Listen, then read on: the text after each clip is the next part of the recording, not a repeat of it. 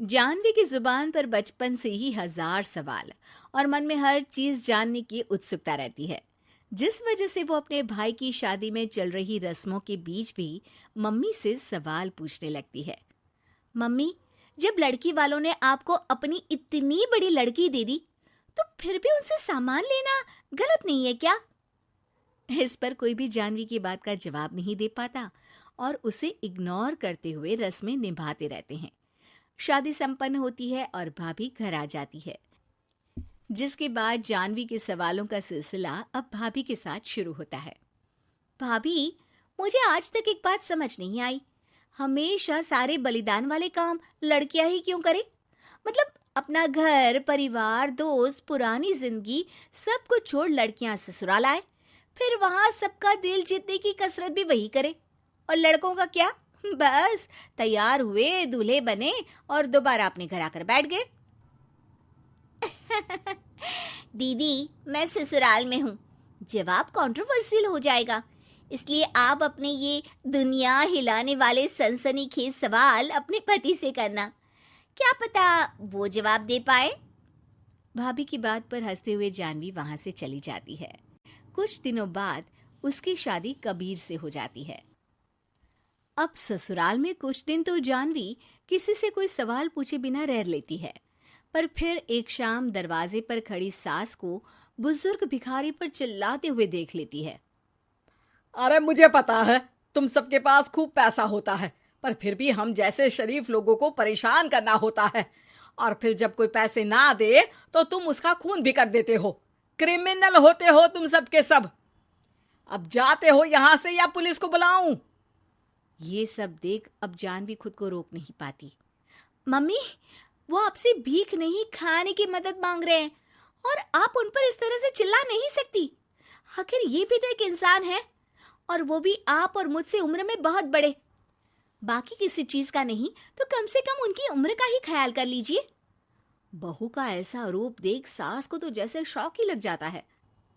जानवी भिखारी को खाना देकर वहां से भेज देती है, लेकिन इसके बाद से ही सास का उसके प्रति रवैया बदल जाता है। मुझे तो लगा था बहुत शांत बहू लेकर आई हूं, पर ये तो पूरी ज्वालामुखी निकली। अरे इतने दिनों से ये रंग क्या एक भिखारी के सामने अपनी सास की इज्जत उतारने के लिए छुपा कर रखे थे? और कौन से रंग बदलना सिखाकर भेजा है तेरे माँ बाप ने तुझे? मम्मी जी, रंग का तो पता नहीं, लेकिन मेरे मम्मी पापा ने मुझे हर ढंग में गलत के खिलाफ खड़े होना जरूर सिखाकर भेजा है। बहू का जवाब सुन सास गुस्से में वहां से चली जाती है, जिस पर पीछे खड़ा सब कुछ सुन रहा कबीर जानवी के पास आता है। जानवी, मैं मानता हूं तुमने जो किया अच्छे के लिए किया, पर मम्मी से ऐसे नहीं बोलना चाहिए था। अब उन्हें मनाने की जिम्मेदारी तुम्हारी ही है। पर मैं कैसे? मुझे तो कुछ भी पता नहीं है। तो उसके लिए मैं हूं ना। कुछ दिनों में ही सकट का त्योहार आ रहा है। तुम बस बायने पर मम्मी को देने के लिए एक सुंदर साड़ी ले आना, तुम्हारा काम बन जाएगा। ये कहकर कबीर वहां से चला जाता है, लेकिन व्रत और त्योहारों से अनजान जानवी कंफ्यूजन में वहीं खड़ी रह जाती है, जिस पर वो भाभी को फोन लगाकर सारे व्रत और उनके महत्व समझती है। और उन्हें जानने के बाद वो बायने की साड़ी तो खरीद लाती है, लेकिन इसी के साथ उसके मन में अब नए सवाल पैदा होने लगते हैं। इसी तरह सकट के व्रत का दिन भी आ जाता है। हे भगवान, एक तो सुबह से भूखी, ऊपर से ये सवालों के बुलबुले पेट में उठकर और तहलका मचा रहे हैं। अब क्या करूं, किससे पूछूं? जानवी अपने आप से ये सब बोल ही रही होती है कि सास और कबीर उसके सामने आ जाते हैं। बायने और पूजा की सब तैयारी कर ली? हाँ जी, वो तो कर ली, पर क्या पर? फिर कोई सवाल है? पूछ लो, कहीं पेट में उसे रखे रखे एसिडिटी ना हो जाए। ज्यादा कुछ नहीं, बस पूछना था कि जब ये व्रत बच्चों और दाम्पत्य जीवन की सुख शांति के लिए होता है, फिर इसमें व्रत सिर्फ हम लेडीज ही क्यों रखती हैं? हिस्सेदारी तो दोनों की होती है ना? जानवी की बात सुन इस बार तो सास भी सोचने पर मजबूर हो जाती हैं। ये तो मुझे नहीं पता और ना हमने कभी किसी से पूछा।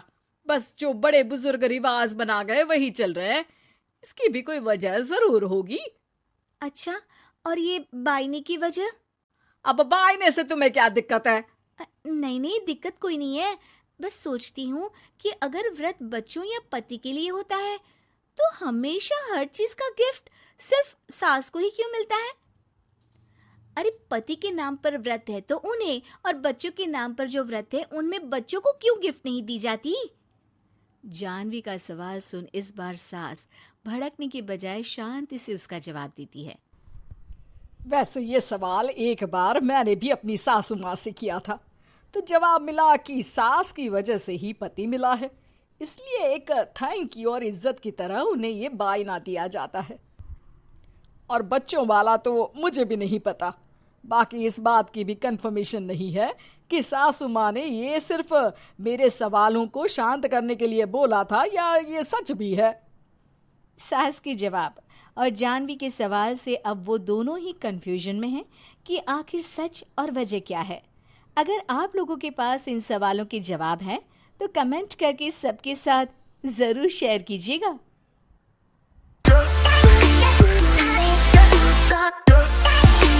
Da da da da da da